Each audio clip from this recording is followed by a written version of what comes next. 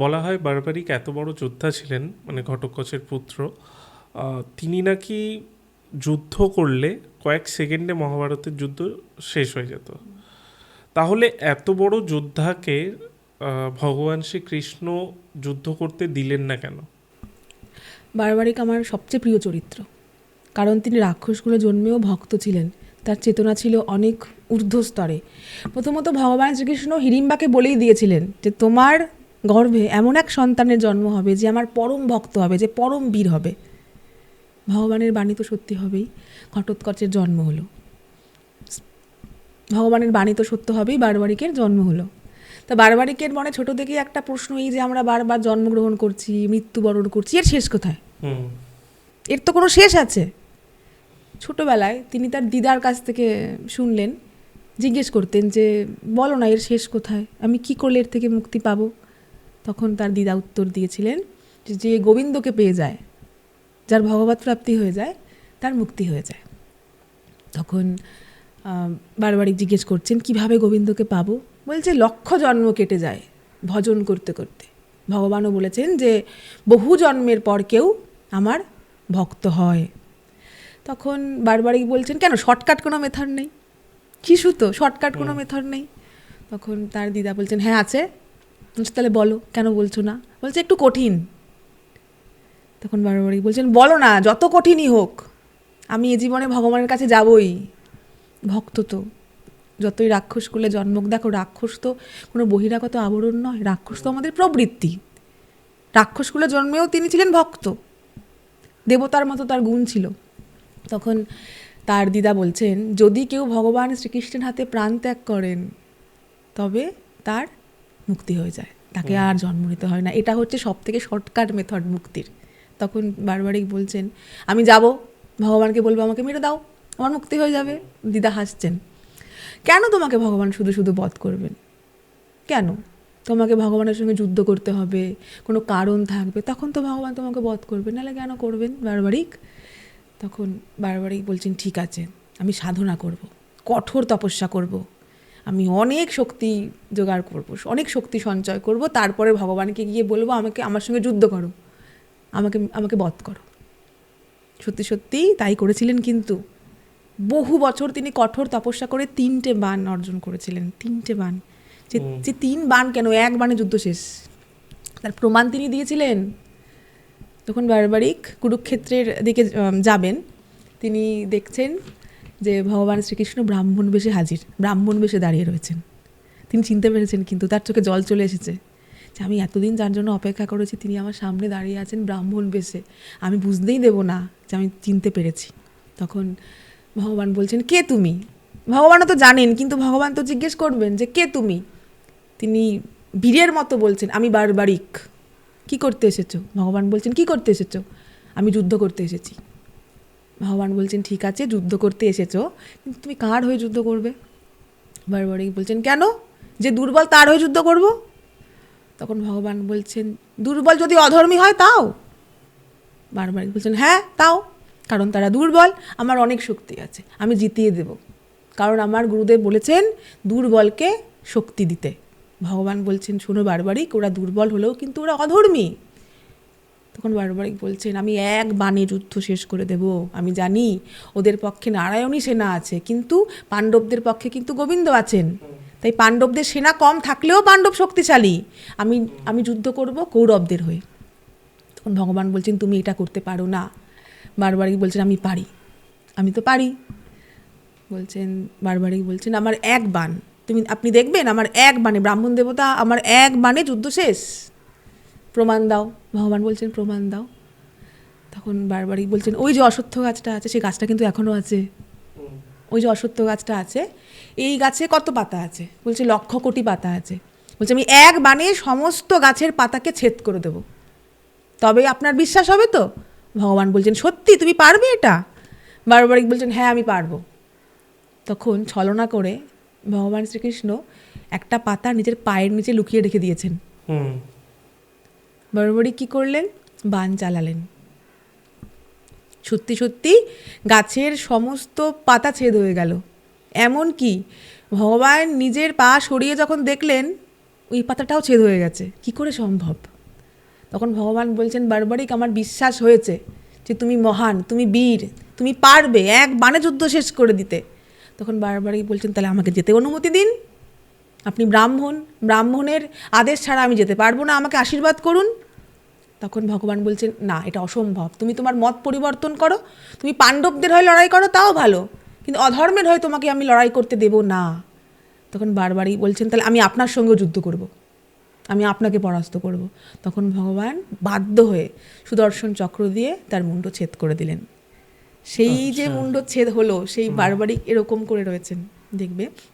বলছেন, ভগবান আমি এটাই চেয়েছিলাম, আমি এত ছলনা করলাম আপনার সাথে, আমাকে ক্ষমা করুন, কিন্তু আমি এটাই চেয়েছিলাম, আমার উদ্দেশ্য যুদ্ধ নয়, আমার উদ্দেশ্য অধর্মকে সহায়তা করা নয়, আমার উদ্দেশ্য কৌরবদেরকে জিতিয়ে দেওয়া নয়, বা পাণ্ডবদের হার দেখাও নয়, বা পাণ্ডবদের জয় দেখাও নয়, আমার এর মধ্যে কোনো উদ্দেশ্যই নেই।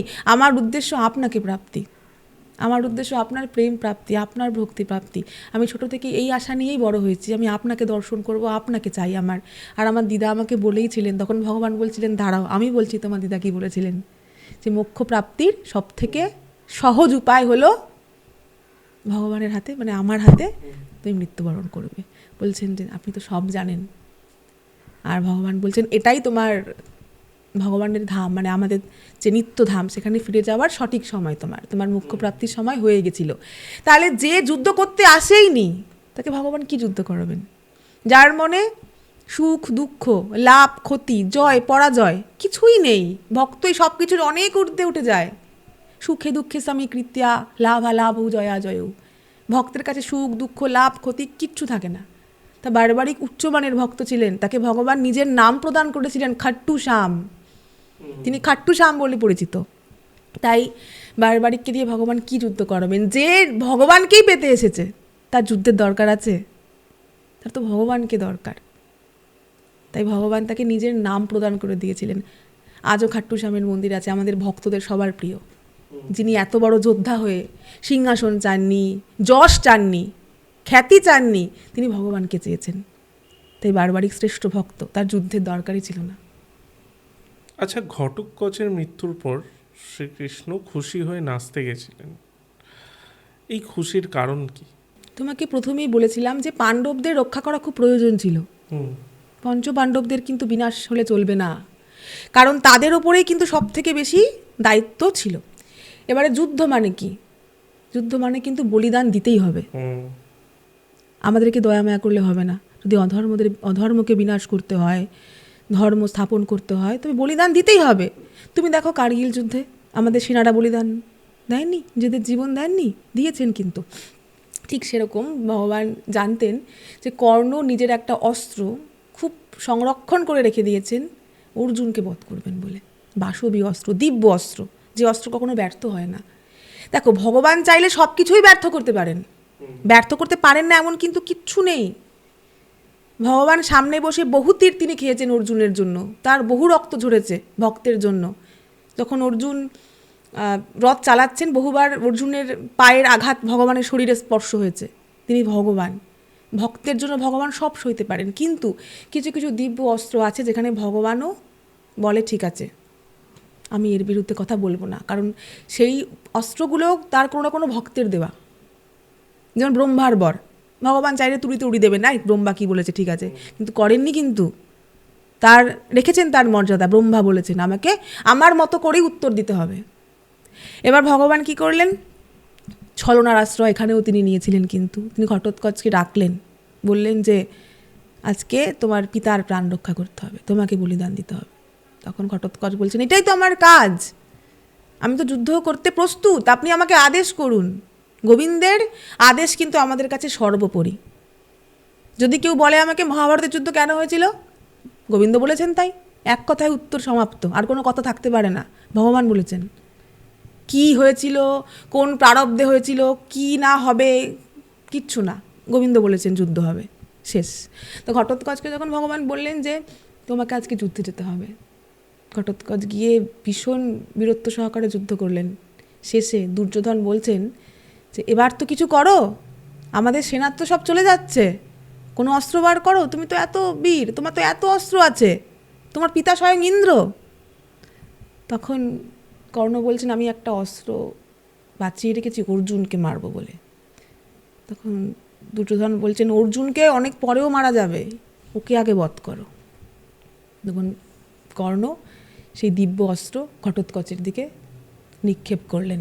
তখন ভগবান খুশি হয়েছিলেন। দেখো, দেহের মৃত্যু তো হবেই, দেহের মৃত্যু হবে না। আজকে আমি যদি, আমার একটা সময় আসবে যখন আমাকেও দেহ রাখতে হবে। দেহের আসক্তি কাদের থাকে না, বা কাদের থাকে? দেহের আসক্তি তার থাকে যে মোহে অন্ধ।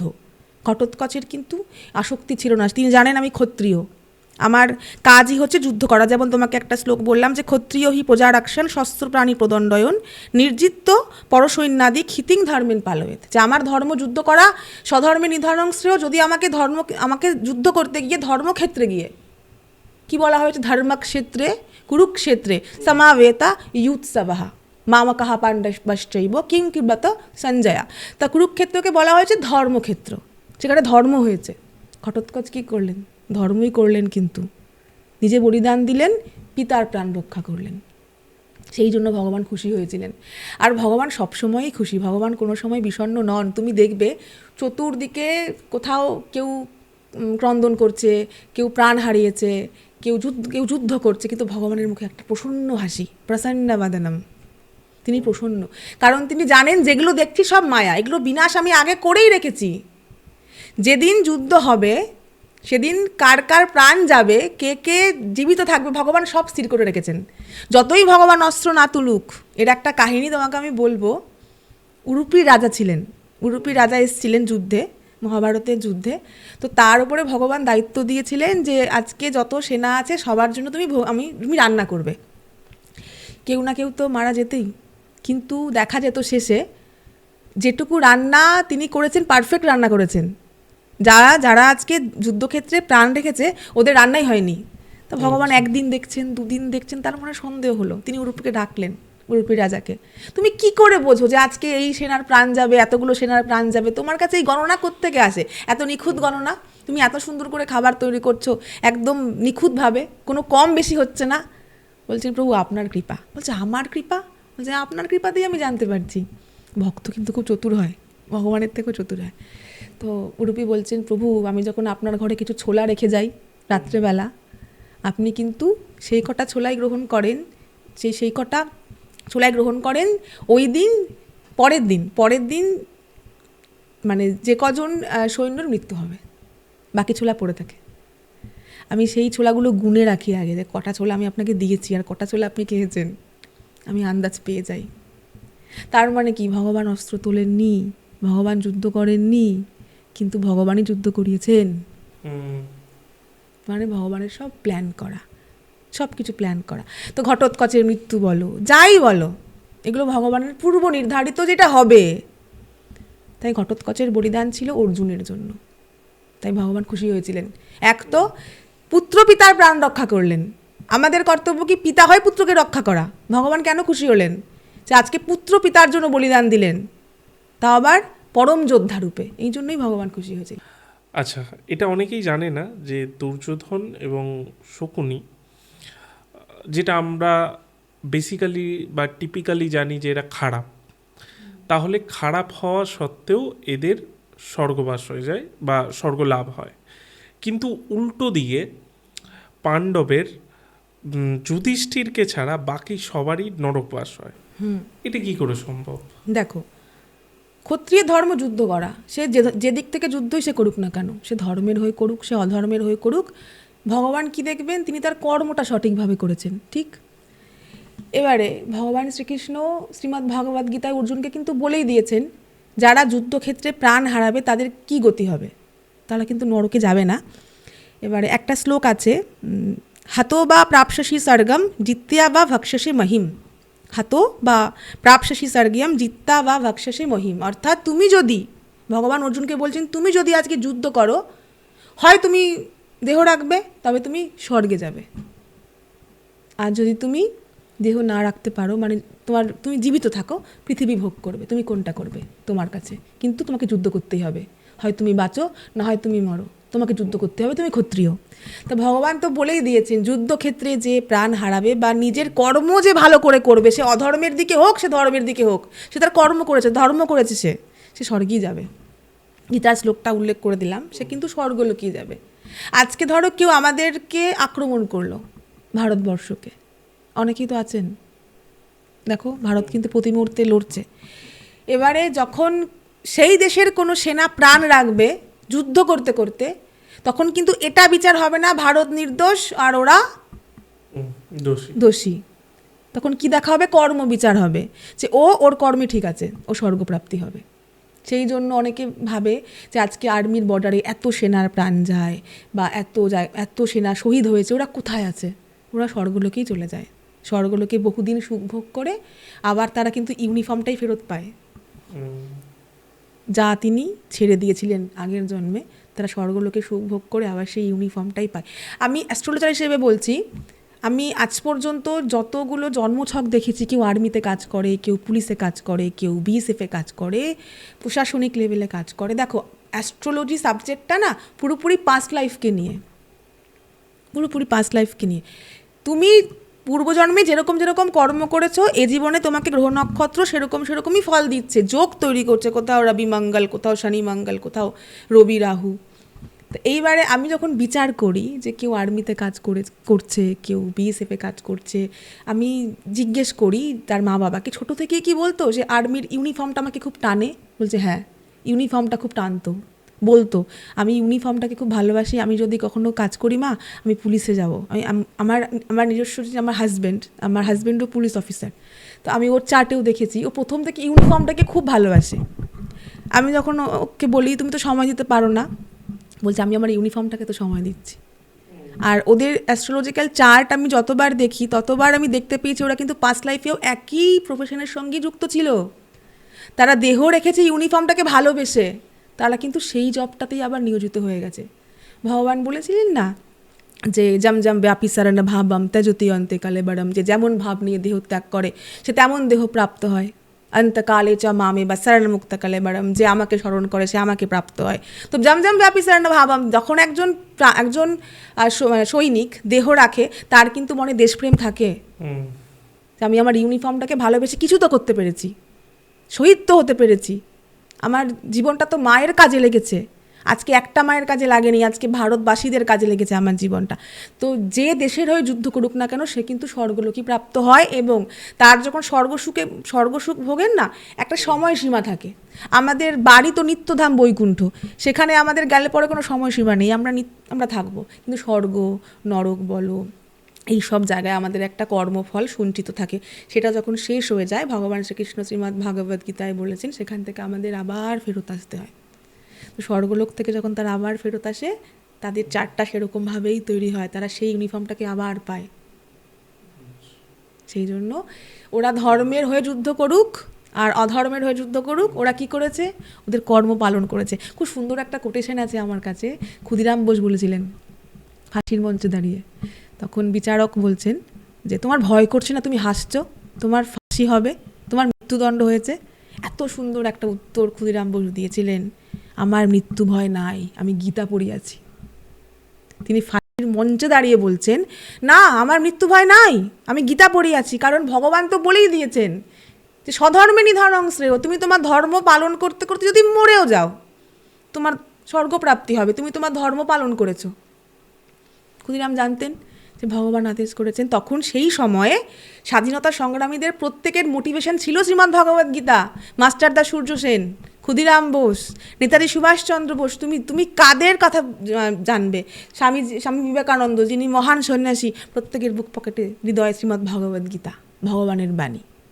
তো ভগবান যেখানে বলে গেছেন যে যারা যুদ্ধক্ষেত্রে প্রাণ রাখবে তারা স্বর্গেই যাবে, তাদের স্বর্গপ্রাপ্তি হবে, তার উপর আর কি কথা থাকতে পারে? সেই জন্যই তারা স্বর্গে গেছিলেন। এবার যদি বলো পাণ্ডবরা কেন নরকে গেছিলেন, দেখো প্রথমত আমাদের যখন কিছু কর্মফল থাকে আমাদের ক্ষয় করতেই হয়, ক্ষয় না করলে আমরা যেতে পারি না। পাণ্ডবদের মধ্যে কোথাও না কোথাও অহংকার ছিল। বারবারিক যখন যুদ্ধক্ষেত্রে না, বারবারিকও ছিল, ভগবানের ভগবানকে যখন তিনি বলেছিলেন যে আমিও যুদ্ধ দেখতে চাই, তাকে এই কাটা মুন্ড তার একটা জায়গায় প্রতিস্থাপন করে তিনি সমগ্র কুরুক্ষেত্রের যুদ্ধ দেখেছেন। যুদ্ধ দেখার পরে যখন শেষ দিন, তখন পাণ্ডবরা এসছেন বারবারিকের কাছে। তখন বারবারিককে বলছেন যে দেখেছো আমাদের যুদ্ধ, যুধিষ্ঠির কত বড় বীর ছিল। বারবারিক অট্টহাসি হাসছে। দেখেছো অর্জুন কি করেছে? তো বারবারিক অট্টহাসি হাসছে, খুব হাসছে, প্রত্যেকটা কথায় হাসছে, মানে ওর কাছে কেউ বীর না, ওর কাছে কেউ মহান না। যুধিষ্ঠিরের খুব খারাপ লাগছে, বলছে আমরা এত সুন্দর করে যুদ্ধ করলাম, অর্জুন এত বীর, এত সৈন্য আমরা বধ করলাম, তুমি হাসছো কেন? তখন বারবারিক বলছেন তোমরা কেউ যুদ্ধ করনি, যুদ্ধ একা ভগবান শ্রীকৃষ্ণই করেছেন। তুমি তীর মারছো, আমি দিব্য দৃষ্টিতে দেখছি সেই তীর রূপান্তরিত হয়ে গেল সুদর্শন চক্রে।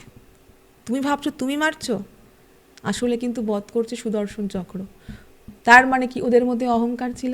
ছিল তো। তো অহংকার তো একটা পাপ। কাম, ক্রোধ, লোভ, মোহ, মদ, এগুলো যদি পাপ হয়, মাৎসর্য, যে আমি কিছু করে ফেলেছি, এটা আরও বড় পাপ। যেমন অর্জুনের মধ্যে কি ছিল? আমিই বীর, আমার থেকে বড় দাতা কেউ নেই। ভগবান কিন্তু হারিয়ে দিয়েছিলেন অর্জুনকে, প্রমাণ করেছিলেন তোমার থেকেও বড় দাতা কর্ণ। তো অর্জুনের মধ্যে এই খুঁতগুলো কিন্তু ছিল, অহংকার ছিল, ভীমের কোথাও কোথাও শক্তির অহংকার ছিল, নকুল সহদেবের মধ্যে সৌন্দর্য আর জ্ঞানের অহংকার ছিল। তো এটা তো একটা পাপ। আর আমাদেরকে যখন ভগবানের ধাম ফিরতে হয়, ভগবানের সহচর হয়ে, তখন আমাদের সমস্ত কর্মফলকে নষ্ট করতে হয়। তো কিছুক্ষণ নরকবাস করে তাদের কর্মফলগুলো ক্ষয় হয়ে গেছিল।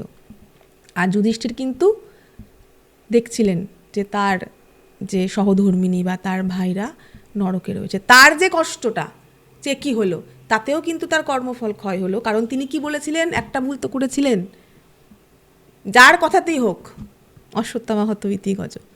তো এইভাবে তারা কিছুটা কষ্ট পেয়ে কর্মফল ভোগ করে মুক্ত হয়ে গেলেন, যাতে তাদের আর কোনো রকম কোনো অশুভ কর্মফল না থাকে। এই কারণেই ওদের কিছুক্ষণের জন্য হলেও নরক দর্শন করতে হয়েছে, কিন্তু অনেকেই যারা কুরুক্ষেত্রের যুদ্ধে শহীদ হয়েছিলেন তাদের স্বর্গই প্রাপ্তি হয়েছিল। এরকমই বিভিন্ন আরও ক্লিপস পাওয়ার জন্য, আরও বিষয়ে জানার জন্য আমাদের এই চ্যানেল ইউটিএস ক্লিপসকে অবশ্যই সাবস্ক্রাইব করুন।